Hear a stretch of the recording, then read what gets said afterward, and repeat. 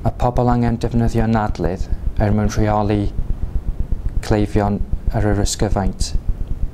Mae'n bwysig defnyddio anadlydd. Mae anadlydd yn stopio inflammation sydd yn digwydd yn y cleifion yma. Mae yna llawer o anadlydd ar y farchnad, ond dim ond 2 mechanism gwahanol sydd yna. Mae yna un anadlydd ar enw anadlydd medric dos, a mae yna llall o'r enw anadlydd powdr sych.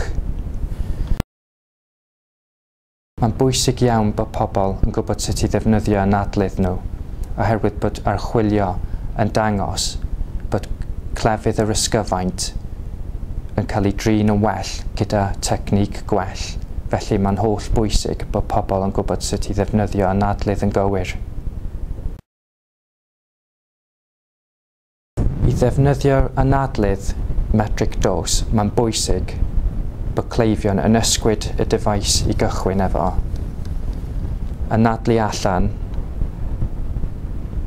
rhoid yr anadlydd i fyny at y gwefus, ac anadlu fewn yn ysgafn.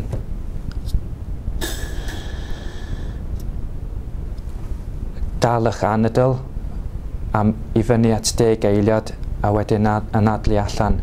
Felly mae'n bwysig anadlu'n ysgafn. Gyda anadlydd powdr sych, gyntaf rhoi primio'r dyfais trwy cymryd y lifer i lawr. Wedyn mae'n bwysig anadlu allan, rhoid yr anadlydd i fyny at y gwefus ac anadlu i fewn yn gryf ac yn ddofn fel hyn.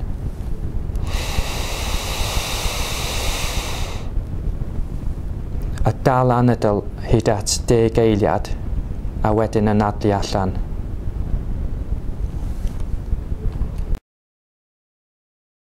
Rydyn ni wedi rhedeg prosiect yn Cwm Taf i ddysgu pobl sut i ddefnyddio anadlydd yn gywir ac i ddysgu fferyllydd a nyrsys yn y cymuned sut i ddefnyddio anadlydd a dysgu cleifion sut i ddefnyddio anadlydd yn gywir.